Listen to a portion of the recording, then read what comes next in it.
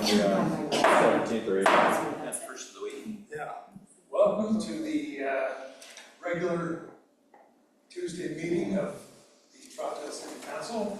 This is our December 9th, 2025 meeting, and it turns out it's the last meeting of this calendar year. We'll start off with the Pledge of Allegiance, which I will lead. I pledge allegiance to the flag of the United States of America and to the republic for which it stands, one nation, under God, indivisible, with liberty and justice for all. All right, Kevin, please call the roll. Councilor Andrews. Here. Councilor Allen. Here. Councilor One. Did you get the? Excuse. Councilor White. Here. Councilor Davidson. Here. Councilor Leahy. Here. Mayor Redmond. Here. All right. Mike, is there an agenda update? I have no updates. All right. We'll move on to agenda item number 2, which is public comment. Public comment on non-agenda and consent agenda items is welcome at this time. Public comment on agenda items will be taken at the time the item is considered. Public comment should be directed to the presiding officer and limited to matters of community interest or related to matters which may or could come before council. Each speaker shall be limited to 5 minutes for each agenda item, unless a different amount of time is allowed by the presiding officer with consent of the council. The council and mayor should avoid immediate or protracted responses to citizen comments. So we'll start off. Do we have any public participating on Zoom? Kendra, do we have a comment from Mr. Wilcox? I think Think he would like me to read it? he has a sore throat and has asked us to read his public statement. That's fine. All right. Okay. Please. Mayor and councilors, the recent election of budget committee officers raised questions in my mind about the process. The meeting agenda made it sound like the prior year's chair was making a guest appearance. My fundamental question is, when does a committee officer's term end? Is it June 30th of the previous fiscal year, or does it carry over to the first meeting on or after July 1st of the subsequent fiscal year? All the Troutdale Municipal Code says is each committee list in section 2.20.010 of this chapter shall elect officers at its first meeting after June 30 of each calendar year. Those officers are a chair and vice chair, as stated under 2.20.030. There could be a scenario when one of both officers are no longer members of a committee or commission on July 1st. If the intent is that their terms do indeed carry over into the first meeting of the new fiscal year, that should be specifically stated in the municipal code. At last Tuesday's meeting, Chair Stephenson stated that the new officers' terms would run from December 2nd, 2025 through June 30th, 2026.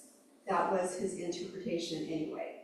I don't see a problem with extending the previous year's terms until the first meeting of the subsequent year, assuming there's still committee members, but that should be clearly spelled out in the Troutdale Municipal Code. There's also a contradictory statement that has been left in the code regarding budget committee alternates. During the last committee selection process, staff stated that state guidelines do not allow for a pre-selected alternate, but must wait until the opening occurs. As a result, no alternate was chosen. The municipal code had been revised by council to address budget committee no-shows, stating the budget committee shall then declare that position vacant and immediately appoint the alternate to fill the position under 2.20.050, but there was no follow-up to the guideline prohibiting alternates. In the case of a budget committee member forfeiting their position, it's not as if someone can be immediately recruited to fill a vacancy. The more likely outcome would be an unfilled vacancy. The Planning Commission is constantly updating and revising the development code to comply with changes at the state level. I'd expect council to do the same with the municipal code. All of those. All right. Anyone, is there any other public comment from on Zoom? If not, I'll turn to the room here. Anyone here in the chambers wish to address the council under public comment? Oh, Yes. please, forward.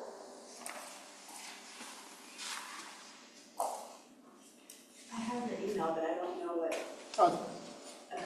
it's okay. I'm sorry for late.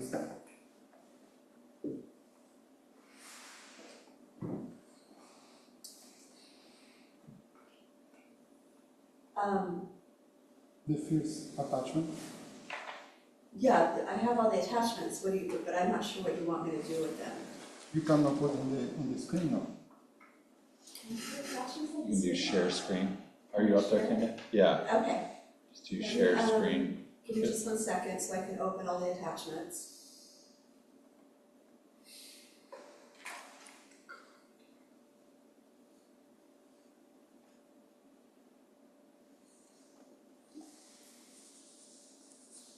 If it's possible, it's my fault, I come in too late.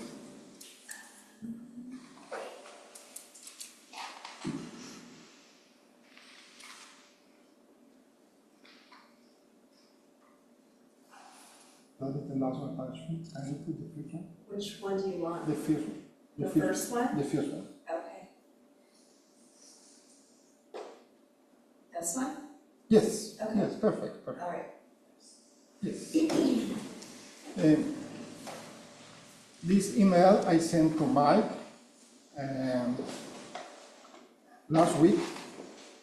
It's about, I try to do as much clear for you guys to understand, and I put in the rights for my problem with system development charge. Can we start to do down a little bit? Scroll down to the City of Troutdale. In the City of Troutdale, like I say, the code needs to happen two things. One needs to be fair, and the another needs to be equal. That means the cost of the system development charge by the city needs to be fair and needs to be equal. You cannot charge different for some people and for another people. It needs to be equal. And in another attachment, you can check later, like for the truck. I have many examples. One of the examples is the food truck. They do the seat capacity for that place for 850 people. And they only charge for 270. Plus they charge for a beer for a bar. What is the difference a bar and restaurant? It's double. You cannot charge me full capacity to me and for somebody less than the capacity. And I have in the city have the paperwork. That is very relevant. One of the first things needs to be fair and equal. For every business, you need to use the same methodology. You cannot use different methodology or calculate different way. Can we come down a little bit more, please? And another, more scroll down, please. Over there. And another thing is to be fair.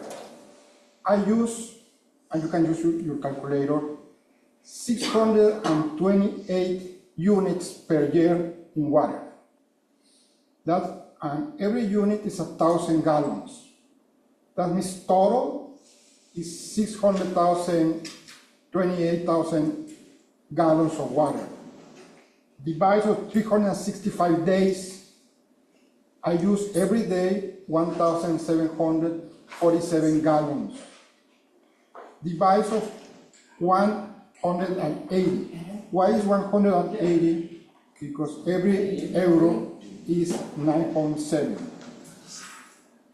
If you divide my capacity 135 on 9.7, the factor is 0.07.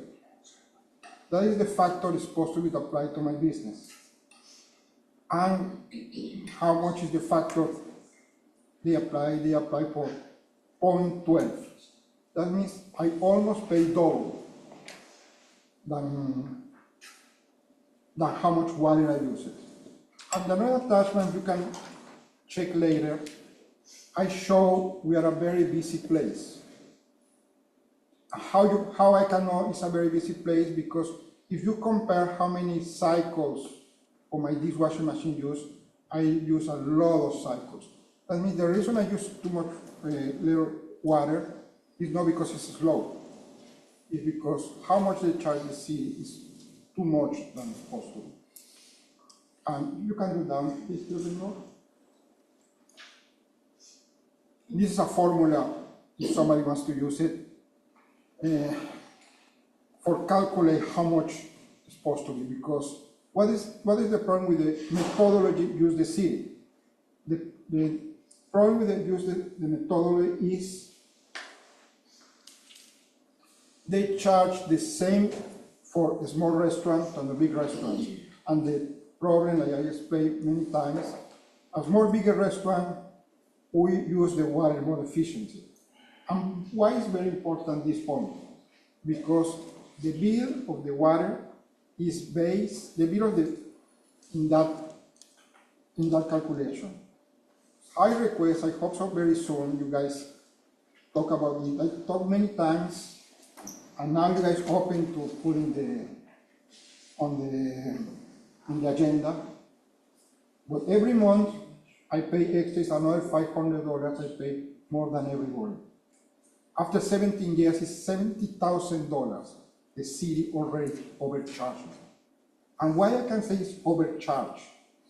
Because the code say needs to be fair.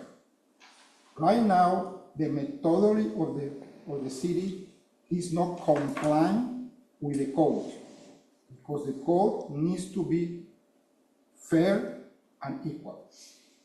Thank you very much, and I hope so very soon I hear for you guys. Thank you. All right, thank you, Joe.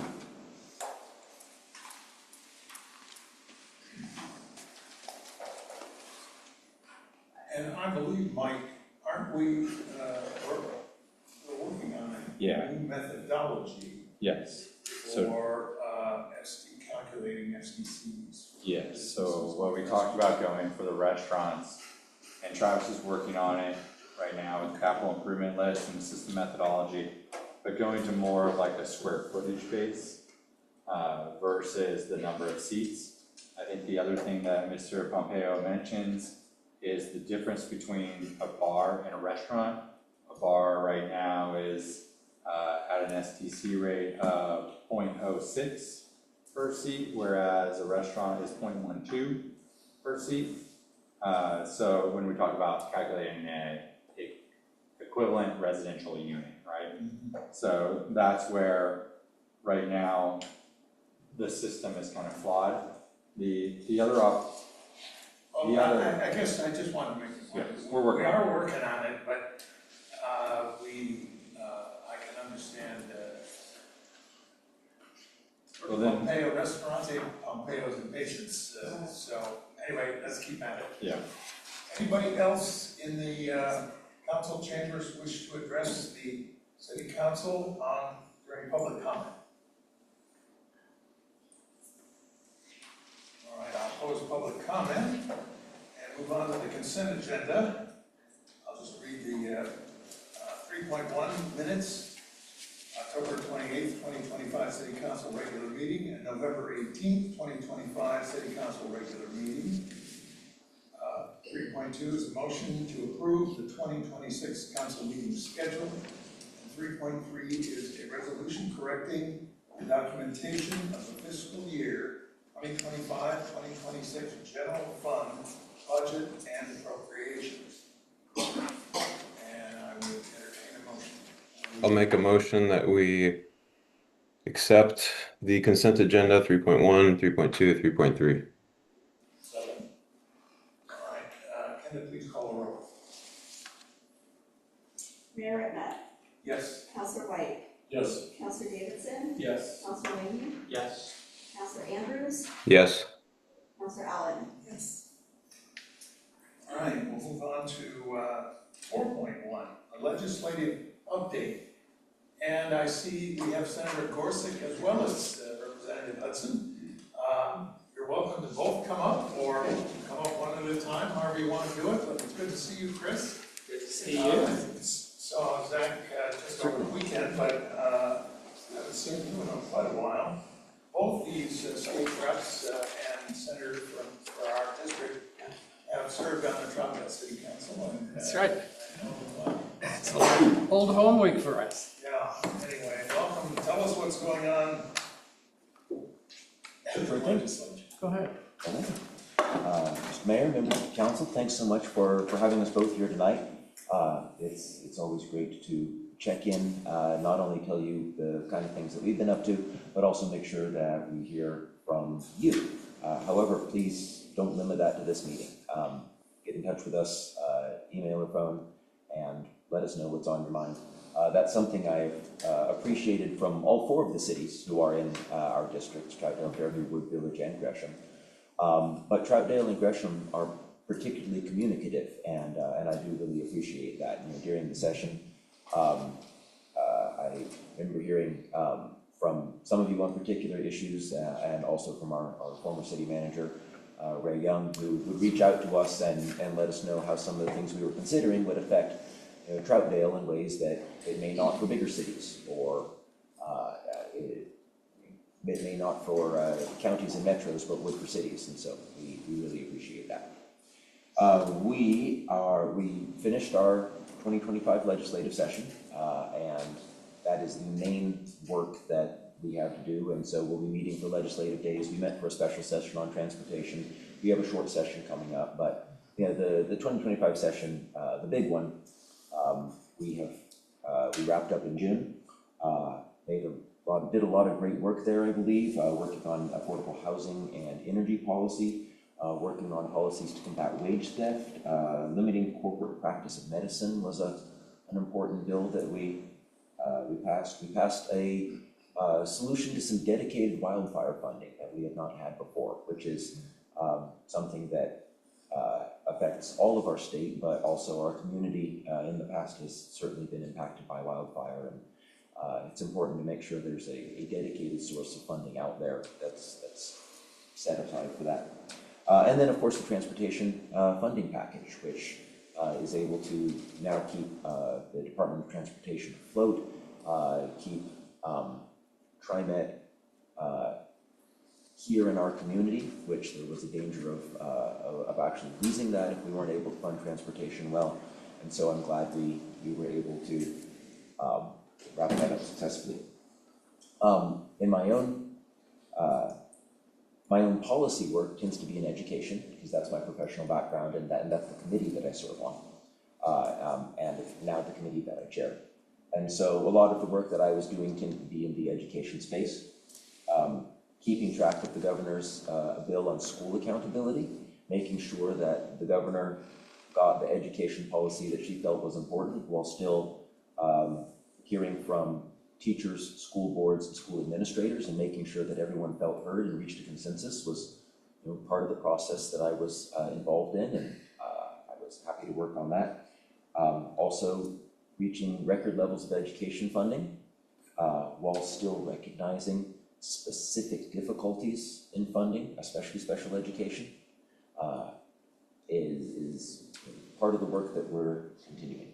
But mostly I wanted to talk about things that are directly relevant to our community, and I think there are two big pieces of that. One is that Fire Station 74, which is out in Rockwood, but covers this area. In fact, they have come out to fires here in Troutdale. They went as far as Eagle Creek during emergencies. And so they're called upon all the way west as far as the airport when they're needed. And so having a fire station there that can serve all of this community is really important. And the facilities out there right now are unworkable. They cannot fit the size of trucks that they need in the garage. They do not have the exhaust systems to keep people safe while the trucks are in there. They don't have sleeping space, an adequate sleeping space for the crew there. It's not big enough to expand into the crew, the size of crew that needs to fit there. And so with lots of community support and lots of hard work on our part as well, we were able to get $8.1 million to finish the last dollar amount needed for a full rebuild for Fire Station 74. That's done now, it's in the works, and I look forward to opening a new fire station sometime in the future. The other big funding thing were our levies, another big public safety need. As you know, we have the Columbia River very close to us, and if that reaches the levee, then Amazon and FedEx and the Troutdale Airport and a lot of other critical infrastructure might be in danger. The levees that we have here protect the Union Pacific Railroad line, they protect the Freeway 84, they protect Boeing and the airport, the PDX airport. And of course, that's not only true for our communities, all of the communities across the northern part of Portland up into St. John's are also very much concerned about the same thing. So we teamed up with other representatives, Tran, Representative Nelson, Senator Kajama, and others, to make sure that we were able to get $30 million to improve those levees to a standard recognized by the Army Corps of Engineers. Also very important because once the feds say that we're doing a good enough job with the levy funding, we're able to pull down federal money that we wouldn't have access to if we weren't doing our part. So we were able to get $30 million from the state to for the floodplain district that stretches all across that northern part of East County, Portland, and into St. John's, and just because it's so important to the safety of everyone who lives here. I'd like to turn it over to my colleague to continue. Well, thank you very much. Good evening, everyone. Mike, I don't think we've met yet, but, and I know I've met Edward before. I've met other of the counselors here, but yeah, it's fun to get a chance to come back and talk to the council for both of us. It was a good experience and definitely a learning experience when I was here. The thing about the levies, which is really important, is it's been a long process. We started out with, I think there were 4 small levy districts along the Columbia River. The problem was they didn't have a lot of money, and they didn't have the ability to really handle a levy as important as this one. So the first part of this was getting the voters to approve the merger of the 4 small, I think it was the 4 small ones. Then the next step has been funding, and that will continue to be an issue for us. So there's more work to be done. I remember back in, I think it was 96, when we had the big flood, there were some very, very serious considerations that the airport was going to soon be, the main airport was going to soon be underwater. We don't want that. We certainly haven't built up a huge investment from Troutdale west into Portland. And so it's not just the airport, it's all these other businesses, industries. So keeping that going in a positive direction is very important. The time that I spent this past long session, lots of focus on things like housing costs, transportation, and transportation safety challenges, also problems with some of the healthcare system issues that we had. We had the recent attempt by Legacy to close the childbirthing center. And so those things have nice happy endings to them. And hopefully we won't see more problems in the future with that. The one thing that wasn't so good, I think we spent a good 2 years on transportation and talking about transportation and going around the state visiting people about transportation. So that was kind of a major theme for me, and we journeyed all around the state. The one thing we found was that we don't even come close to taking care of the needs that communities have. On the other hand, we have to convince our colleagues in the legislature that we have to do more to support those transportation systems. Why is that so important? It's not just a safety issue, although that's a big one, but it's also an economic issue. And if you think about, for instance, the ongoing saga of the Interstate Bridge, one of the things to remember is that bridge is the main bottleneck on the West Coast. And so we had people from far eastern Oregon, southern Oregon, coming and saying, yes, you need to fix that because I can't, if it goes out, I won't be able to easily get my products to market. And so that it seems like it's on its way.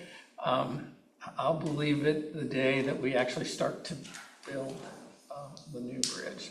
The thing to remember about that bridge too is one span is from about 1918 and the other span is from like 1958. You probably know this, being city councilors out here, but many years ago when I was on city council, we said to ODOT, have you ever thought of a bridge out here in East County? And they're like, well, we have to do this bridge first. That was in the early 2000s. So maybe someday we will get to a point where we start thinking about something that we could do out here. It really would be a benefit to be able to connect, as you well know, this huge development north of the Columbia River with all that's already come south of the Columbia River. It would be a really wonderful way to link the two. Although I guess we've had some, I don't think it was focused on East County, but the Frog Ferry, you may have heard of the Frog Ferry. Why not institute some sort of ferry system, if nothing else? But at any rate, so that's something that, I dream about and maybe someday we'll get to. The other thing that we know we are at risk of, and that is wildfire. And a lot of times people go, oh, well, you're in a city, and so you shouldn't have to worry about that. But when we had the Gorge fire, we had arrived at the first level. Start preparing. If that wind had continued to blow, and we're all blessed with the east wind out here, as you well know, I think you might have seen evacuations of portions of East County and portions of Troutdale. So it's something that is really important to us. Now, we have made some efforts to improve wildfire funding, but we're going to need to do something in a bigger sense. We did have a proposal that did not go forward, but it is definitely something that I think East Multnomah County has to look at and consider.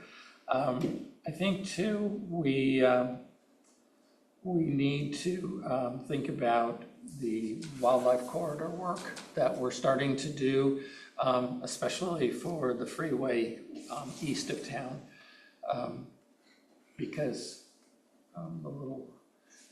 all sorts of animals, big and small, they also cross that freeway and can cause some very substantial problems.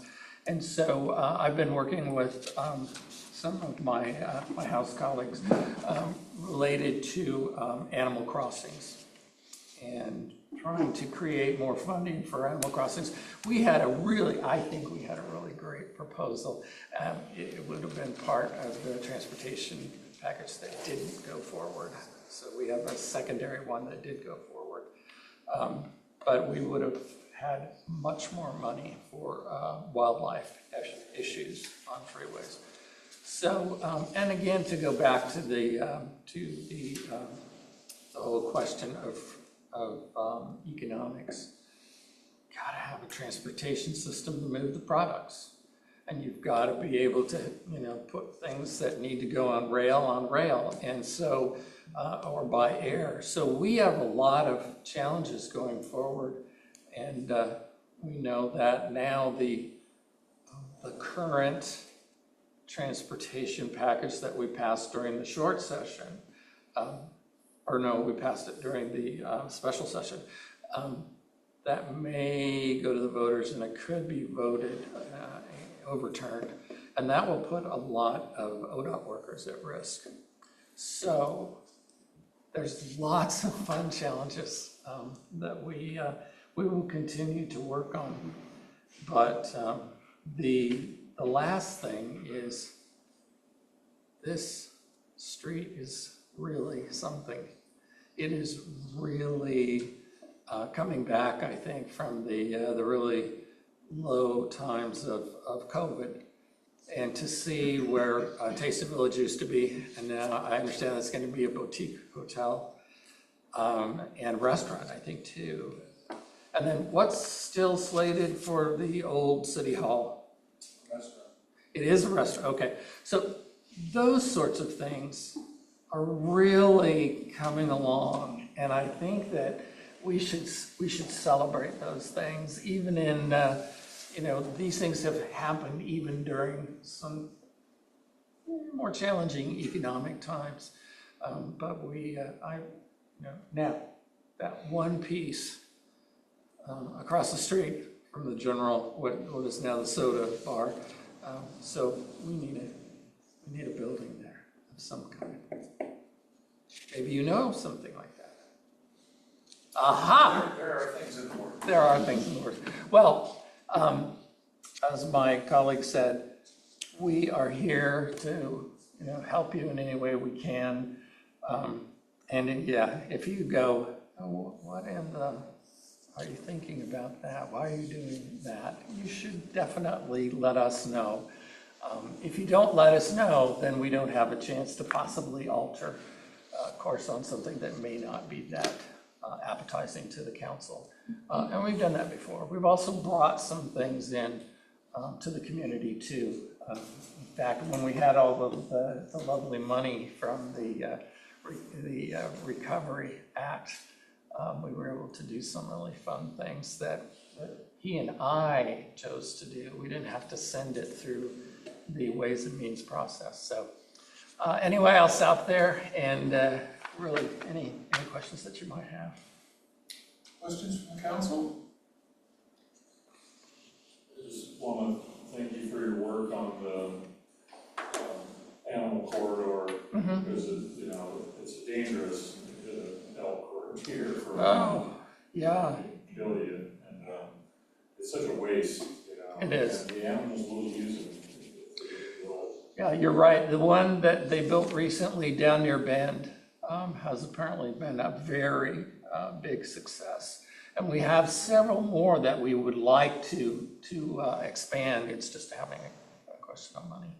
This east on 84, a lot of elk hit. Yeah. There's actually a Rooster Rock herd built. Oh, I didn't know that. So, That's cool. Park. Well, and then there's, I think it's the bighorn sheep that are further east, up beyond the Deschutes River. People, I think a lot of times because they're flying along at high speed, and they don't tend to think about it, but there's a lot of wildlife out there. And you're right, you tangle with an elk or even a deer, it does substantial I'm like, damage. I always said, how does anybody hit a deer or an elk, Yeah. you know, but then it happened to me. Right? I didn't hit him, but I don't know how I avoided it, because it just leaped from, Yeah. you know, the brush right in front of my car, but I was able to get around them. Yeah, I was up in Canada a few years ago, and the guy ahead of me hit the deer. Yeah. And then I thought, I steered around him, but the horns caught my front tire.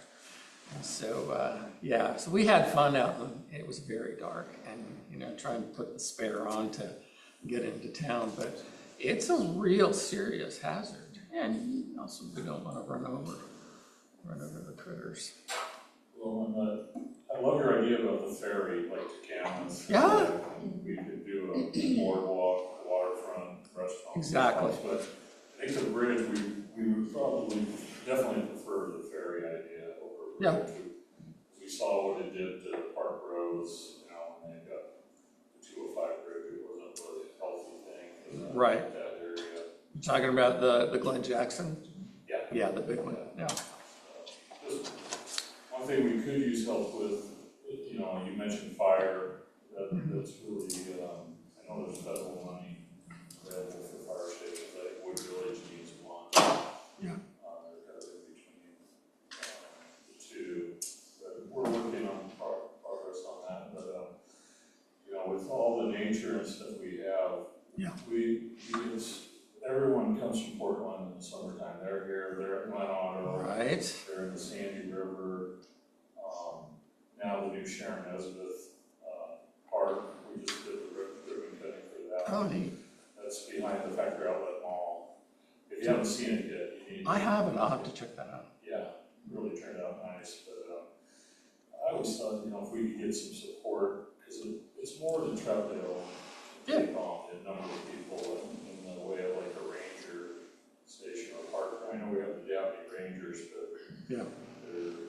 we seldom see them on our side of the river, the Troutdale side of the river.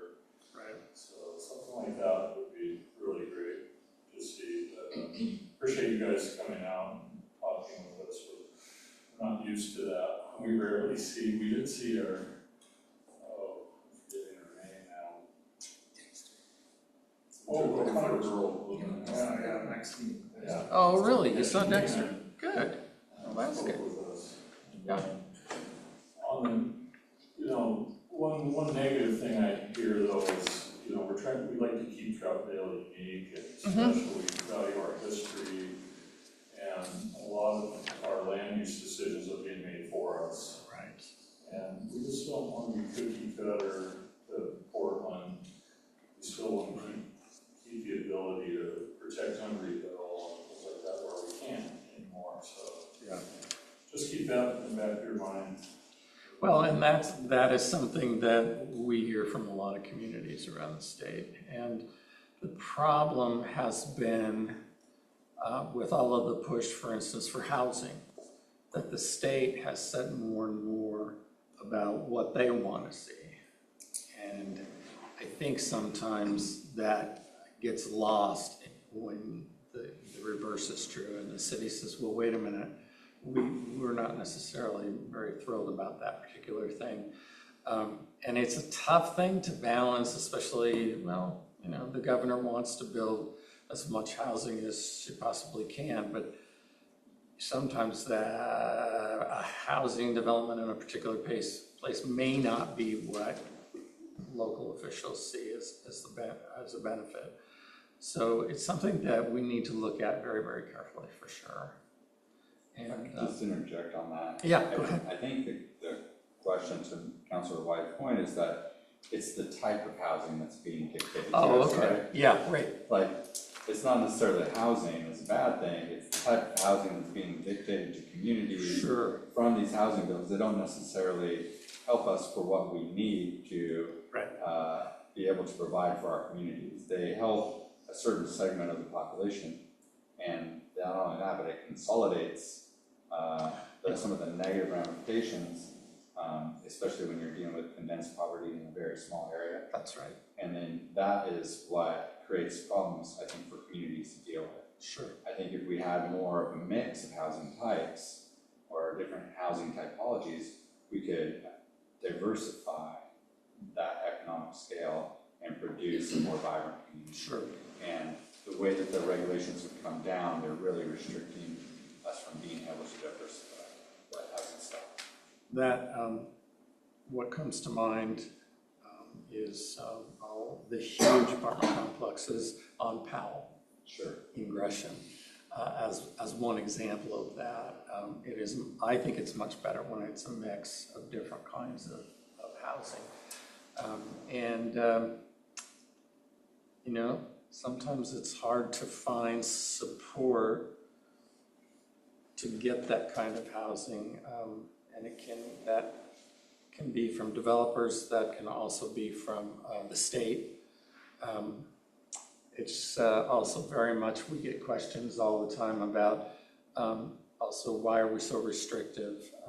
You know, why not have more of the church land where they want to develop a community? Why don't we do more of that as an example? That doesn't necessarily mean, though, that it becomes what you want. And so that there's always that give and take between, we need more housing, but we want it all, for instance, like Powell, do we want it to all be apartments? And that's what I think people see, as they see, oh, you're just shoving more apartments Right, down our throats, when we really need some mix of housing stock. right. Now, I do like the fact that the governor has usually been very interested in the mix of housing, not just one type. I think that's very useful, but it doesn't mean it's always carried out on the ground. And that's the other thing, you know, there's the governor, and then those legislative folks, and then there's the various communities. And how does the desire for housing percolate through all of those things? And that's a tough one. It really is. And I think I think the key to bringing, I guess it's a mix of things. If it's a simple market analysis, right? The more houses that are available in the market, the more reasonable the price of the houses will be. Of course, for people who already own houses, that's kind of a double-bladed sword, right? So, but on the same time, we have needs at all different levels, whether that's executive housing, mid-range housing, low-range housing, or multifamily. We have those needs range the whole scale. And so when we're being cookie cuttered into something, it really makes it difficult to provide all the rest of those needs. Because you're not addressing those groups. I don't want to monopolize this. Go ahead. I'm happy to answer any questions that come up, but I don't want to barge in. The one thing I would say is that, as I understand it from talking to people in East County, executive housing is a hard thing to come by. Yeah, it's not. And so apartments, I think we're fine. But I think some of these other things may be harder to accomplish. The question is, how do we attract developers for that higher income housing? I mean, we will still have the needs for low income housing, no doubt. But it's a question of all of the areas of the city, you know, of the greater Portland area being able to have all of the types of housing that they need. And that's a problem.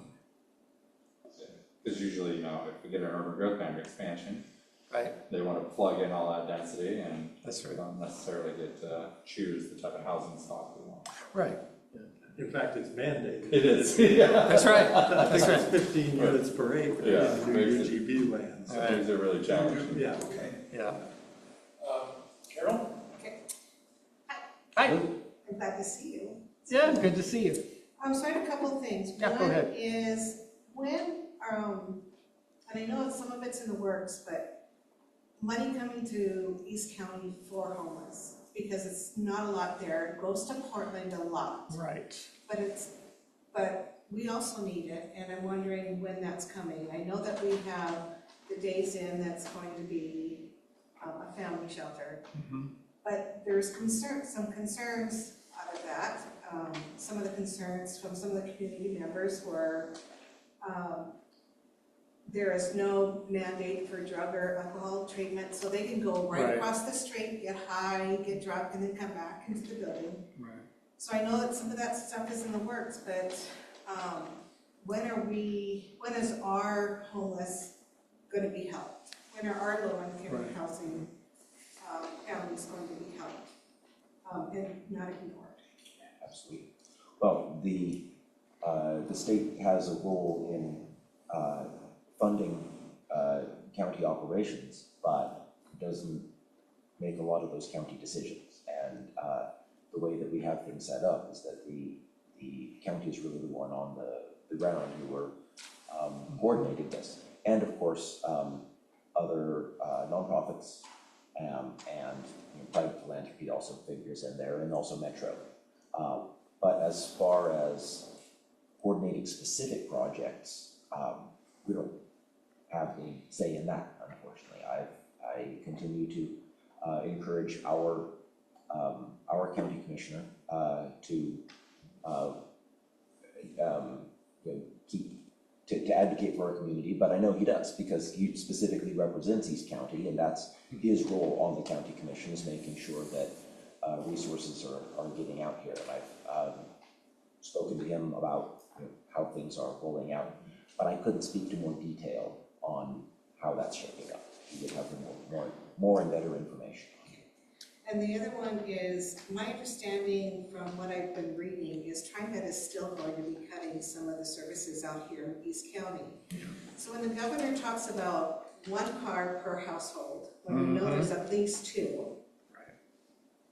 and we have no busing out here, how do you expect our families to get to their work? Well, I think that's a very good point. And I can't speak, it's kind of like not being able to speak for the county. I can't speak for the governor either, but I think that we need to revisit some of those ideas, because the service is not at a point even now where you could do with only room for 1 car.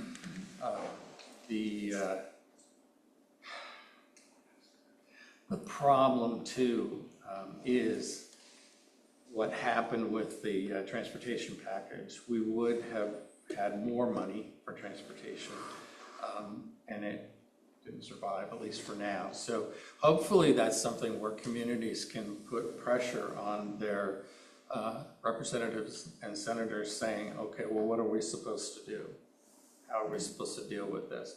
I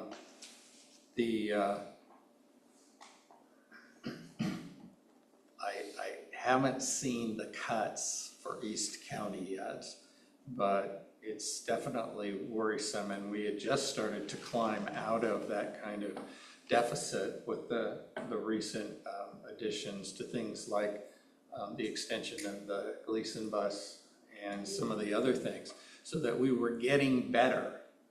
And now I think I'm afraid we're going to roll backwards. And unfortunately, that's also because of federal choices that are being made. Talking to several people in the community, they're concerned about their taxes increasing. Sure. They're concerned about not being able to live in Oregon at all and moving to other states that are cheaper taxed. So are you guys looking at that, or are you looking at just continually raising our taxes, continuing raising our taxes, but we're not going to be able to live in East County, or we're not going to be able to live in Oregon, and we're going elsewhere? Are you looking at that as you're spending money? Yeah, I would say, and then Zach, you can chime in. I would say that one of the problems is that some people are looking at that, but not most of the legislature. That, I think, would be really wonderful to see the governor spearhead. I've not seen an appetite for that, at least so far. But it's definitely something that needs to be done. And by the way, there are some things that we can do. But you have to have the political will to get the, to get the right number of people to vote for something. That's a substantial change. So those are tax issues, which means you have to have the supermajority votes. And I think that's one of the dumber things we've ever done, is have to have that. Others might disagree with me, but it definitely is a problem then when you're trying to create, new funding sources. But there are things that are wrong right now with the system. And you're like, yeah, no kidding. One of them is the taxing has favored Portland because a bunch of people bought cheap in the city of Portland. And the taxes then have been slow to catch up. We didn't get that advantage out here in East County. So we have been buying houses at much higher tax rates than they have in the city of Portland. And there is a way to fix it. One thing is reset on sale. And I've talked, and many others have talked about this, and we can't seem to get any traction. And it would still, whatever you think of Measure 5, but it was designed to keep people from being thrown out of their homes, right? Taxed out. So if you do reset on sale, you still don't have that problem of tax, people having to leave their homes because they can't afford them anymore because of the taxes. So I think it would be a good start.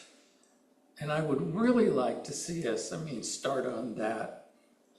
Well, in the short session, it'll never happen, but in the next long session. And then explore, I'm sure you all have different ideas too. Explore more ideas of how we can change and adjust these things so that people don't have to leave. Now, the thing is, that didn't used to be a concern out here because the housing stock was still fairly affordable, but that's changing now too. And so now we're getting to the point where everybody wants to go to Washington State, which doesn't help us and our cities very, very much. But I think that's one thing that we should really push. And I think every time anybody from a city council or a county council talks to their legislative folks, they need to really say, what are we doing? And why not do something that still meets the desires and the inspiration for what Measure 5 was designed to do? I think you can do it. The problem is the political will to get to those supermajority numbers. But you raised some very, very good points. Both of us, I think, we would love to see reforms that would better fund services, but also give people a break. Can I chime in on that? Because I literally had that as one of my notes too, and you stole my thunder there. But I'm sorry. I was literally thinking, one of the ways that we can prevent rising taxes on people that are already in the community. That's right. Is if we reestablish or reevaluate the assessed value on the sale or transfer of the property, because that would essentially bring us back to the baseline. Yes. Eventually, it would bring us there eventually, but still maintain the retiree who's in their house, who's on a fixed income. Theirs stays exactly the same until they sell the property, and then it would be reassessed for the next buyer who's typically coming in different months. And it would definitely help see taxes. And it's something that doesn't get enough attention in Salem, because the Salem budget is funded through income tax and not property tax. It's constitution. Yes, and it's something But that. you're pointing out the separation of the two. It is very different. That's right. And so that was one of my points, and thank you for bringing it up, and thank you, Councilor, as well. My second point, and it also has to do with what Councilor Allen brought up with the homeless situations, is the Boise law was overturned with the Grants Pass case, right? I think that's right. And yet the state of Oregon still enforces the Boise case. I think that's right too. Is there any chance we can get some momentum in Salem to update that so that the communities actually have solutions in dealing with the enforcement of our homeless situations? Well, I have to say, I was a supporter of the bill which brought Oregon into alignment with the Boise case. And what that established is that there have to be reasonable alternatives available. And then the interpretation of reasonable alternatives is a matter for the administrators of cities, counties, and so on, and courts to work out between them. But I think as a general principle, it's absolutely true and necessary that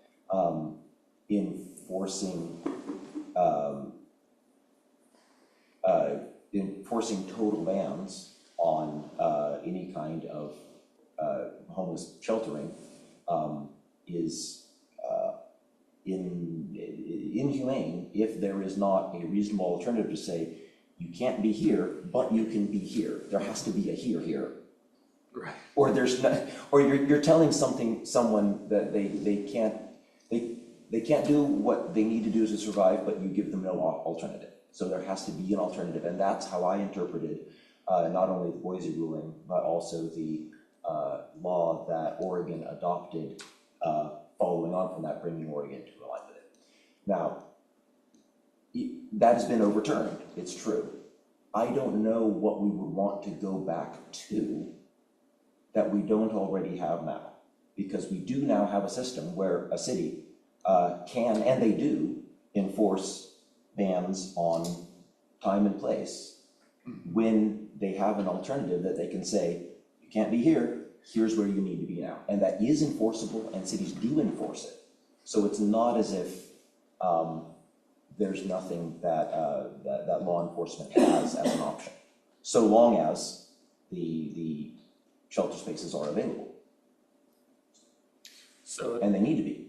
So it sounds like what we need, and I think Portland has done some stuff recently, we need to support cities being able to create the sorts of spaces where people can be, but I think we've been slow to get there.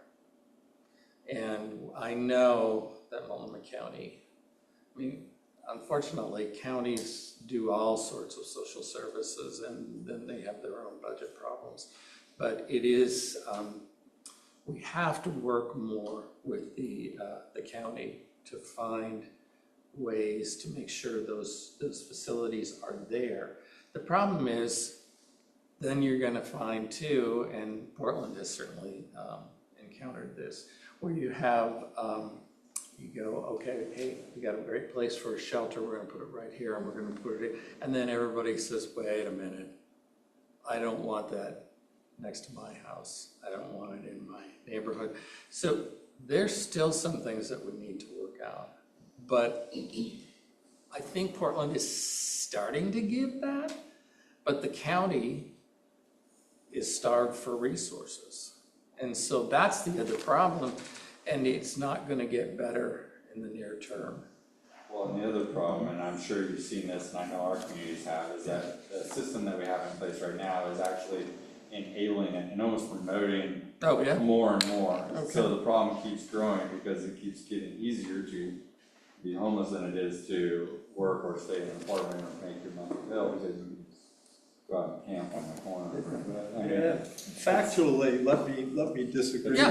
with you. It's a challenge. Go ahead. Factually, the mayor of Portland came out within the last couple of days. I've seen him on the television on Sunday night and on Monday night and other times. And there are at least a couple hundred empty shelter beds each night now in the city of Portland because people are refusing to go into them from being on the street. And the question then becomes, What do you do? Pardon? The question becomes, what do you do? What do you do with that? Do you tell them to, Portland, the city of Portland's answer is, we're not going to put you in jail. Right. Which, okay, but do you give them a bus ticket? What do you do? I mean, I don't know. That's the problem, you're absolutely right. Every county does the same thing. And the problem is, And that is the problem. Homeowners don't want that in their neighborhoods. right, And so you have to respect that side of sure. it as well as, I mean, there are beds available now. Right. And that sometimes you have to, from a mental health perspective, yeah, you could say, and the legislature could define it's a mental health problem, that a person isn't taking care of themselves and therefore can be committed to a medical facility if they are addicted to drugs and not in a place where they can live other than in a homeless in a tent or something. You could do that, the legislature could do that, if it had the political will. But nobody We even did just do the raises civil those commitment things. Pardon? We did just pass the civil commitment bill this session as well, For drug addiction? for people who are unable to care for themselves. I need to look up more detail. Yeah, it's not in there. It's not in there. I'm a lawyer. I know how lawyers think about those things, and they're not gonna let it be interpreted that way. It has to be expressly written that way if it's going to stand. But people don't, it's easy right now for people not to go into the shelters. Rick Hudson, I'd love to read that if you find it. I'll look it up. And thanks for bringing that up, because I was just gonna bring it up, was in my notes on the 1,900 beds that are empty. And you can't force people to go. And I know people that I've talked to that live on the streets that love the streets for reasons. They like the freedom, they can make their own choice, they can do what they want when they want. They don't want to be forced in a building. And so you can't force them. But you can't have them sleeping on a Walgreens door. You can't have them sleeping in my lawn, right? So then where do we put them, and how do we help them be successful or have a place where they can go, where they can be on their own and make their own decisions, but not force them into a building that they don't want to be in. What we're running into is two different ways of thinking about homelessness. And what you've described is more of the old way, right? I did work in the mental health system many years All right, so ago. you know this very well. And I know where it fails. Right. Because it doesn't work well, but it works better than what we've got. Right. And my concern is what happens to all those folks that we let live outside, because we seem to be afraid to want to say, no, you can't do that. We're going to move you to a safe place. And they will argue, well, that I want to be where I am, and I don't like the rules. And so it's because we have a very large constituency of people who are on that other side of the fence who want the least amount of punishments and the least amount of interference with people's lives. And so the legislature is really caught in an interesting place, because a lot of us understand that position, but a lot of us also understand the other one. And I have yet to see where we have found people that can come up with a good compromise that we could use. We need one. Right now, I don't think we have a system. And I feel bad for the people who try to work in those systems, because they don't very well. But we need to find a real system that works. And so far, well, a lot of them will refuse the shelter because of the violence or whatever else happens or transpires under the roof of the shelter, or near the shelter, right? So they don't want to be part of that, so then they want to get away from it, and they feel more secure by themselves, but at the same time, like Councilor Allen says, then it's a burden on the neighborhood, the business owner, what have you.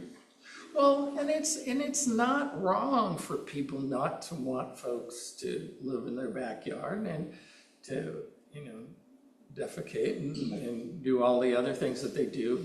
There's a perfectly normal reaction for people who live, and have homes and businesses, and they want to be able to conduct their business. I totally understand that. But we have yet to come up with a good answer. And under the current climate, I don't think we're going to see anything, riding to the rescue from the federal side.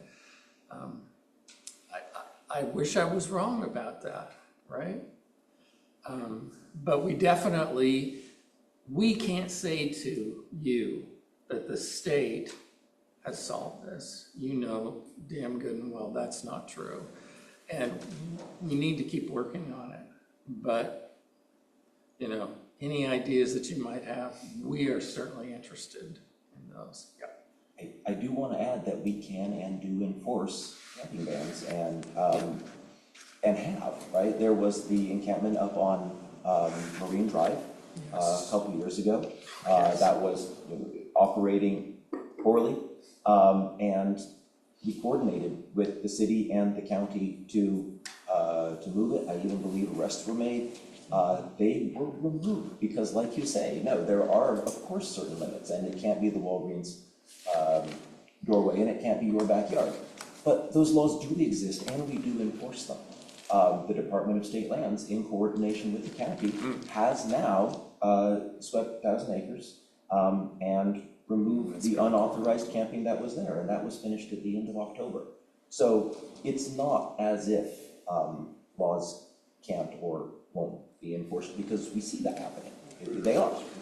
The thing that would improve this is if we had put some more money into the enforcement side, where we say you have to go and live in this facility, or we're going to have a place to take you. But the other thing to remember is the booking facility doesn't want these folks. They'll tell you, the jail will tell you that we got our hands full with all of the other folks that do need to be here. And that's the other part of the problem. So, and then it's easier to not deal with the problem if you go, well, that's corrections, right? That's not me. And then the sheriff's office says, well, wait a minute, that's social services, that's not, you know, and although I understand that, do they still have the sheriff's team that's out there? Team. Yeah, so that's something that I've heard very positive things about. They work, it's just Icelandically slow. But it gets done, so I give my hats off for that. But like when we have a situation, and you know, we've had situations that make the news. Yeah.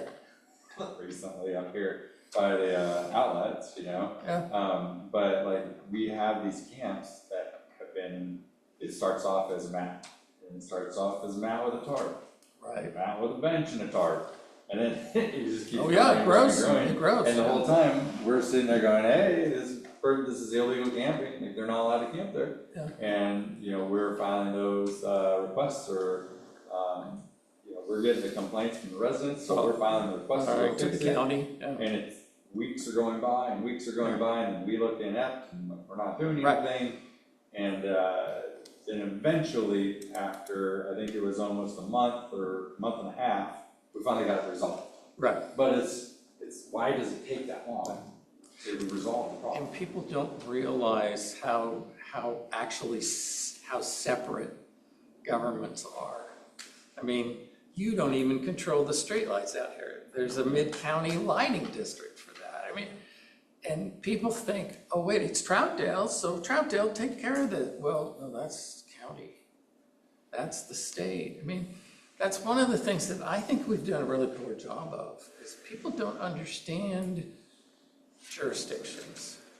And you can only do so much.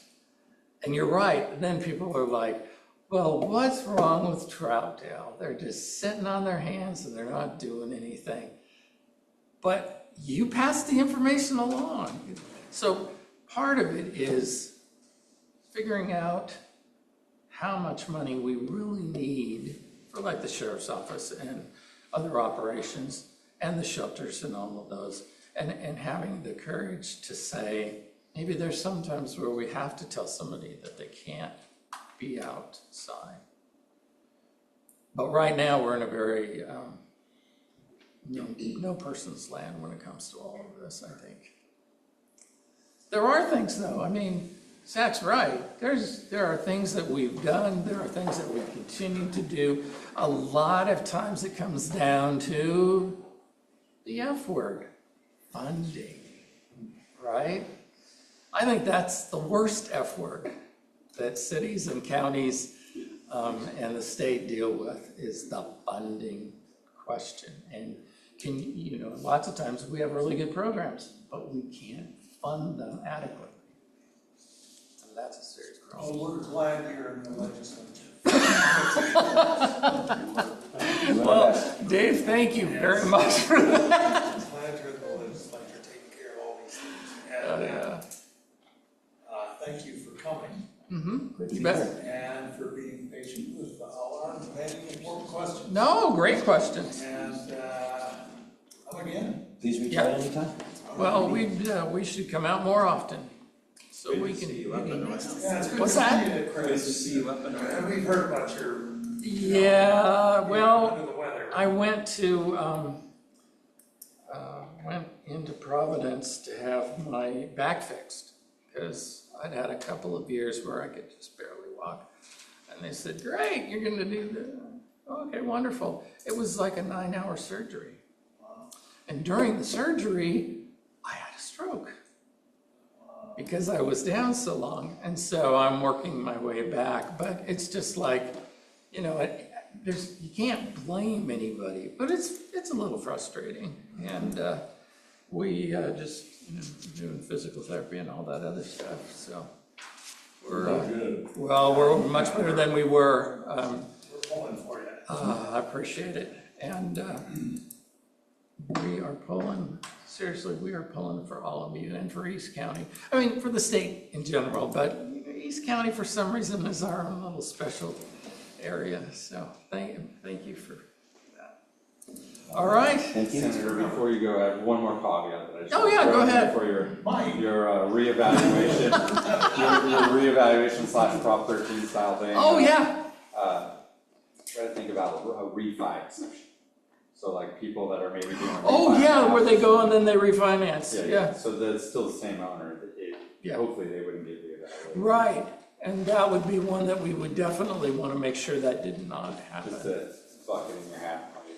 I will tell you one thing, and then I'll shut up, but when I was a grad student many years ago at Hudson State in urban studies, Reach Community Development asked us to do a study of cost changes in housing. This was in the 90s. And cost changes in the Belmont area.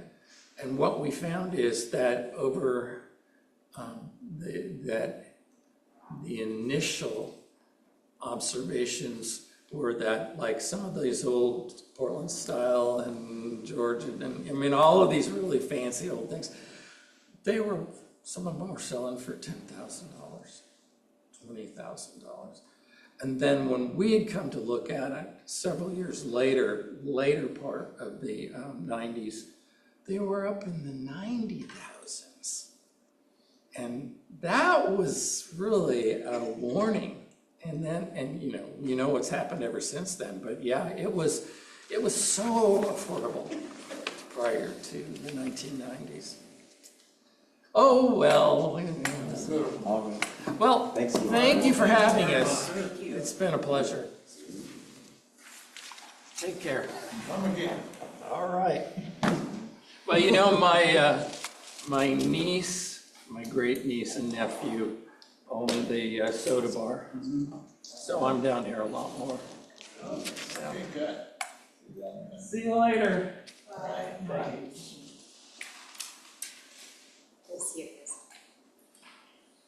Well, he had said that he favored reset on sale. You already said that. So, We had a bill. let's not get, Yeah, we tried once. We'll get there. we'll watch out for him, but he's in favor. Okay, we'll move on to agenda item 5.1. This is a public hearing, an introduction of an ordinance amending the Troutdale Municipal Code Title 3, Revenue and Finance, to update transient lodging tax remittance on short-term rentals. And Marley and Erica, please tell us about it. We'll be doing a public hearing. I guess maybe I'll follow the script for a second. I've already read the title. Does any council member wish to announce an actual or potential conflict of interest or ex parte contact in regarding the short-term rental ordinance? Hearing none, I'll invite the staff to give your report.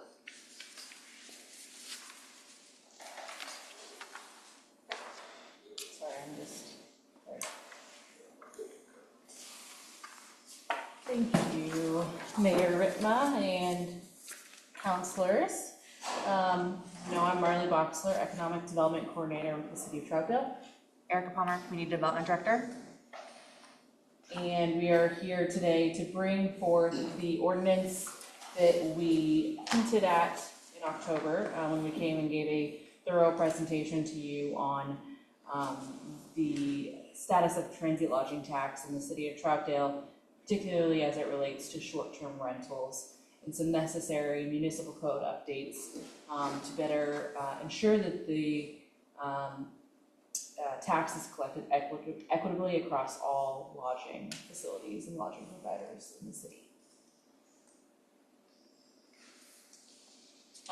So the proposed update that we have provided for you all to Chapter 3.08 will clarify those definitions and include short-term rentals and online lodging intermediaries, as well as clean up some of the pre-existing definitions. Require short-term rental registration and reporting through the business licensing process that currently exists, and authorize platforms to collect and remit the tax on the operator's behalf, as well as strengthen compliance and enforcement provisions in that chapter.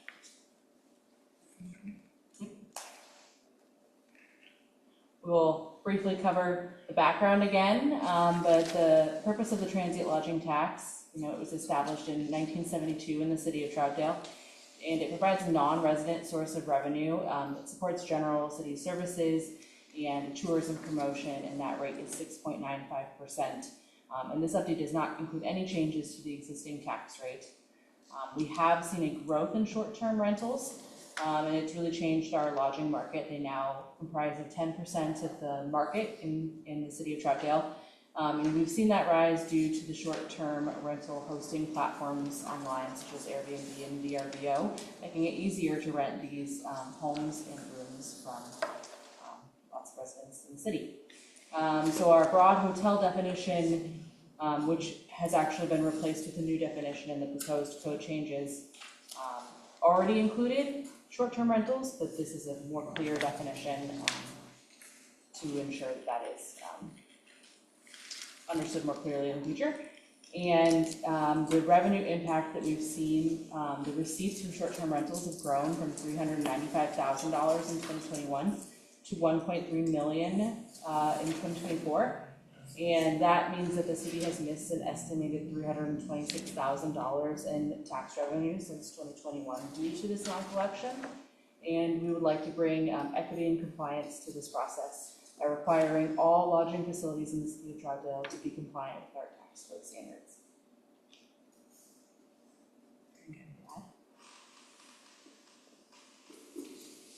Do you have any questions about the proposed red line code changes that were presented in the packet in staff report to you all? Questions from the council? Section 3.08.035. There's a typo. Adding U in there. We'll fix that. Where? 3.08.035. Under short-term rental housing platforms. Housing? Is it hosting or housing? Which subject? A short-term rental. Oh, hosting platforms. Yeah, Well, hosting that is housing. Oh, no, Hosting. actually, maybe it's hosting platforms. It should be hosting Is it a platform. T or a U, one or the other? So, It's a T, because A is a hosting platform. all right. I mean, it could have been either, though. Severe cost. Yes. So we can make that, proposed change. Did not find the type what you're talking about. Oh, it's on page, 4. In the red line or blue line, it's page 5 of 14. Yes, In the heading of 308035, yes. short-term rental housing platform. Oh, I see. It just jumped out at me for some reason. Spell check like hosing. There was a lot of red lines Yeah, on this a lot of page when red we were lines. editing, so it was hard to see the squiggly one under it, telling us that it was spelled wrong. And I've read this before too, and I didn't see it the other times. Very good. Questions from the council? Yes, I have a question on the staff report on page 5, the fourth bullet, and it talks about the implementation. There may be additional administrative staff time. Is that just to get it started up? So do we have staff that can do that? Sorry. Implementation may require additional administrative staff time. Yes, you know, I think to really start this process, like updating forms, making sure that those forms go out to the appropriate, you know, Airbnbs and VRBO operators. We try to reduce as much additional administrative work necessary by using our existing business licensing process as the registration process. Other cities have additional registration processes, and we felt that our business license could adequately take care of that, so long as they're listing out every single one of the properties. So someone could own one short-term rental, or they could own 10 short-term rentals. So we just needed to make sure that the business license form that the lodging providers will be filling out includes the addresses of all short-term rentals. We also put in the code information about having to post the business license information both in the physical property and on the digital listing, so that the consumer of that product could then be sure that they have a local city license and are permitted for that. So there will be some time needed to update the forms and reach out to the existing short-term rental properties to ensure that they are in compliance, but we're hoping that the hosting platforms will assist us with this process as well. I know with rentals in Troutdale, you have to have more than 3 before you need a business license. Is there going to be a similar thing with these? No, the way we wrote it in, let me get the exact section for you. Wouldn't this basically go to Airbnb and Vrbo and everyone else who would Yes. assess the fee upon the rental question? So as they list their rental, we notify Airbnb and Vrbo of what our fee is for the transient lodging tax.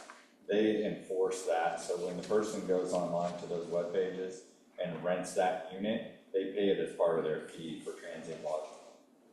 Yeah, and it's in the section 3.08.030, registration of transient lodging tax collector.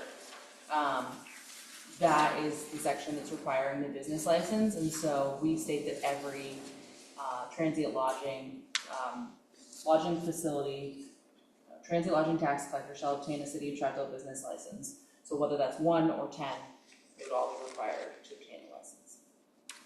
So How much say, is that license, sorry? Standard business license is $80 a year. And we aren't requiring multiple business licenses for multiple listings. So if they had 5 listings, they could do that all in one business license. So it wouldn't be an additional fee for multiple properties. that's Just like what I'm doing now, yeah. Yeah, and that's exactly how we have it set up for like multiple rentals. You fill out the one form where you can list how many rentals you have at all the different addresses. It has to be like less than 30 days type of a situation. Yes. Yes. Unless they're in a hotel, like I know some people live at Motel 6, for example, and they're paying that regardless, even if they're there as a, trying to be a resident. You know, is the Airbnb industry helping tourism in Troutdale? Or, would you say? Yeah, I would say that the short-term rental market is more flexible than, you know, the hotel market. It's able to adapt to changes in trends more quickly than a hotel market is.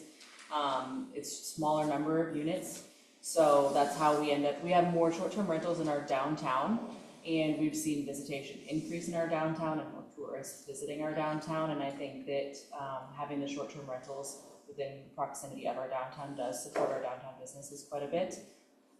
So it's just a different type of lodging, and we have seen quite a demand for that type of lodging as well. I guess, you know, my concern on this whole thing is, it's been around for the hotels forever, but this is gonna be a brand new thing. And it's a really small business, you know, for him. You know, they had to do improvements to be able to do this, or probably pay more in property tax. I'm worried that it'd be like if we charge food carts full bore, like what a restaurant pays. We're kind of doing that with this small business. We're gonna charge them the same as if they were a hotel for their transient lodging. Well, they never see that. It's just the person who's coming in paying for the room. Right. It's the person renting the room, the transient, that's actually paying the tax, not the property owner. That's all. And currently, yeah, and it's an indirect tax, and so currently when if you were to go onto Airbnb right now and try to rent a short-term rental in Troutdale, you would be able to see the Multnomah County tax, and you'd be able to see the state of Oregon tax, but they're not collecting the city's tax on our behalf, so we're not receiving the revenue that is supposed to be paid to the city of Troutdale. Because we don't have an ordinance. So it will be a third tax, so to say, in Troutdale. Yes, which is what the RV park and all of the hotels, tenants in the city have to pay. So it's just putting them on the same playing field. We didn't have specific language for short-term rental, so they are kind of flying under the radar because it's a relatively new concept that came out over the last 10 years or so with the introduction of social media sites. Things of that nature, making it readily available for folks. And so it's been something that cities have been adjusting to. And I want to say like the first ones that went down this path were like Cannon Beach and Deer Heart, Seaside, and others. And it's just kind of, once they were done with theirs, so League of Oregon Cities used that to create a model ordinance that's been floating around. We just haven't done ours. This is an improvement on the League of Oregon Cities, which had some inconsistencies and other little flaws in it. It was written by a committee. This was written by Marley and Eric. That's reasonable. Questions from the council? Any other questions from the council? If not, I'll open a public hearing. And this is the first reading of the ordinance. We are not adopting it tonight. There'll be a second reading at our next council meeting. But this is the time for public comment. And I'll start with, is there anyone participating in this on Zoom who wishes to address the council on this matter? And seeing none, I'll invite any member of the public here in the council chambers. If you wish to address the council on this issue of the revisions to implement a transient lodging tax in Troutdale. And I don't see anyone coming forward, so I will close the public hearing. I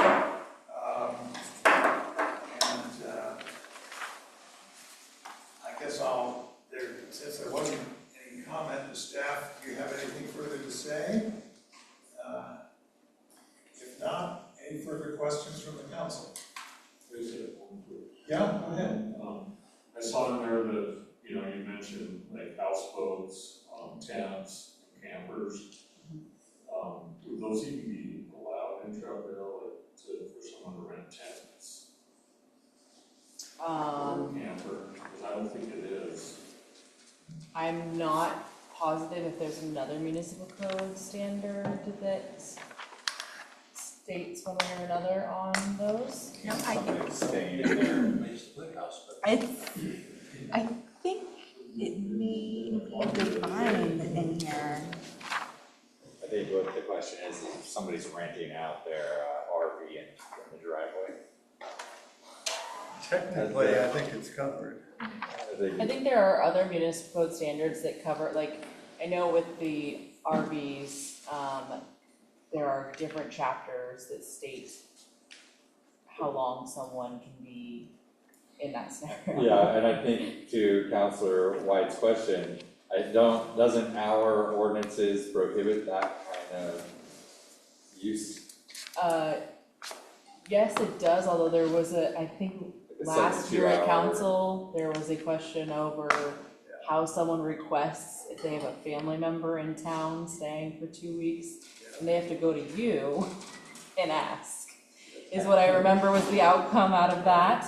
I think there's like $72. Everywhere I've been, there's been a 72-hour exception where Yeah. like if you have a guest or whoever coming in to stay and you have the RV parked out front, they can stay in the RV for 72 hours without needing to get any special permission or anything else like that. Yes, but the city manager can waive it, extend it for family members. But yeah, if it's listed on Vrbo or Airbnb and they're renting it out, then it's gonna hit that. It's here. It's gonna get hit with a transient lodging tax. Places in the river where you can stay in vintage. Mhm. I think there's even a place in Corbett that you can stay in a old rail car. I don't know if that got permits or not, but, I think that, the definition that you're referring to is probably the transient lodging facility, where it has houses, cabins, condominiums, apartments, or other dwelling, it does say like tents. The definition is very broad, and we have other standards that, prohibit the use of those types of things. But what this does is that if there were another instance in the future where we wanted a campground at one of our parks or something, we wouldn't need to change this whole standard just to be able to allow that either. So I'm not saying that is anything being proposed at all, but it doesn't pigeonhole us in the future.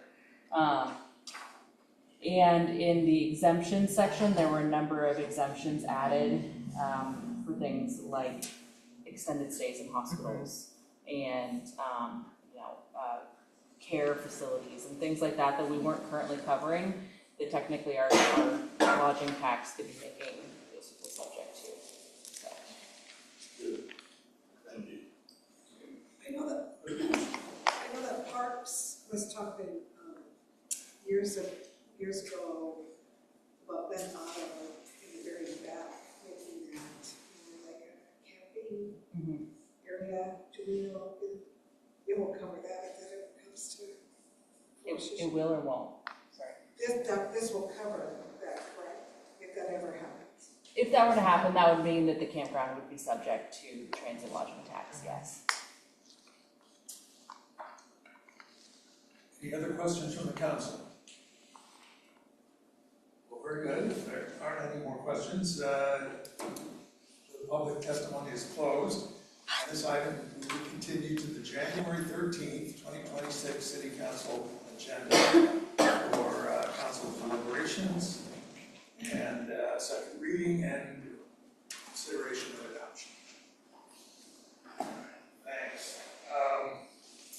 Let's see, we'll go on to staff communications. Just a fire task force tomorrow evening.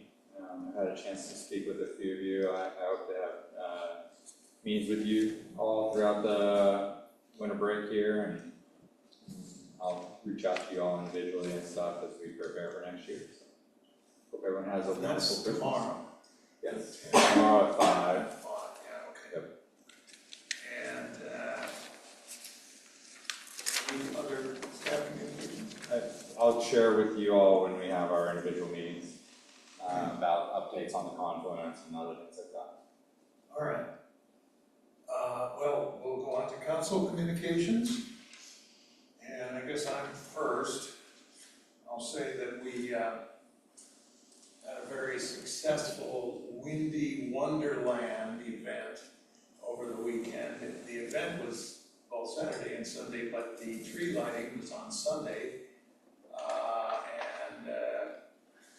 Boy, were we lucky about the weather. If it had been like it's been the last 2 days, it would have been pouring rain. So it wasn't raining, it wasn't cold, and it wasn't windy. It was actually very nice. Santa showed up and we had a huge turnout, really big. I've attended those for years. I've actually done the lighting a few times over the years, and that was the biggest crowd I ever saw. So with that, since we're not meeting until next year, I'll wish everyone a happy holidays, Merry Christmas, Happy New Year. I was just gonna wish everyone the same. Merry Christmas, Happy Hanukkah, and Happy New Year. What he said. Yeah. Happy holidays. Okay, Mine's gonna be a little bit longer. all right. So, I serve on the Amending. And most cities have an alternate for this in-person alternate. We don't have an alternate. And because of my work schedule when I drive school bus and stuff, their meetings are from 3 to 5. I drive from 3 to 5. And so I'm in a situation right now where next week we have a meeting. I'll be driving from 3 to 5. And so I'm wondering if we want to appoint an alternate or a replacement. Well, I know I served as an alternate once, Yeah. and I did used to. Mucktuck is the East Multnomah County Transportation Committee. I think they just meet virtually. Virtually. 3 to 5, what day? It is the third Monday of the month. So that's Monday, 3 to 5. Yeah, next Monday. Well, I suppose I could do it, You could do it, and we'll think about okay? it. Anybody else who wants to do it as an alternate, but I did used to serve on that. So. Well, they will be And I voting, did sub for you once. they will be voting on something next Monday. Okay, I'll talk to you about that. So I can hand you over a copy. This will be what's going to probably be coming to city council down the road. It's their transportation safety action plan that we've come up with over the last couple of years. We've got to put together. So that, let me see, and then I guess Sunday we've got the lighting of the menorah. And I got a request from the rabbi that Dave's not going to be available. Would I be interested in getting up and saying something on behalf of the city of Troutdale? And I talked to Glenn because he's the council president and see if he wanted to do it. And he's going to be at your party too, helping you with that. And I'll probably stop by the party. So I will go ahead and tell him yes, that I will get up and say some words on behalf of the city of Troutdale. All right, thank you, John, that's great. The first, You can do it. first ever, I guess. Yes. Lighting of the menorah in Troutdale. Excellent, thank you. Councilor Lee, what was the time on that? Happy holidays. Sorry, I didn't hear. What was the time on the menorah lighting again? 4 o'clock. You want to get up and say something? Okay. Anyway, okay, very good. Anything else? All right. Send me the link to the Mucktuck meeting or I will. the Zoom link, however that works. And we've got Zach. Hey there. Yep, nothing else from me. Just wanted to say Merry Christmas and Happy New Year. Looking forward to getting some more done here this next year. We got a lot on our plate. After talking with Mike this last week on just a lot of our, just a good reminder after that budget meeting, kind of the tough spot we're all in. And I know we're going to work as hard as we can to make sure we do right by the by our our community.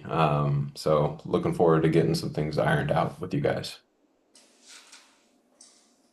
Okay, thanks. Carol? Just want to wish everybody a Merry Christmas and hope you all have a safe New Year.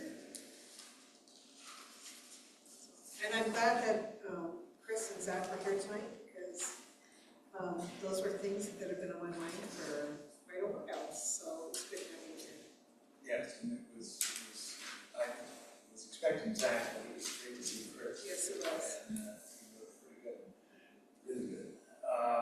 I would entertain a motion. I will make a motion to adjourn. I'll second. So, all in favor, say aye. Aye. Aye.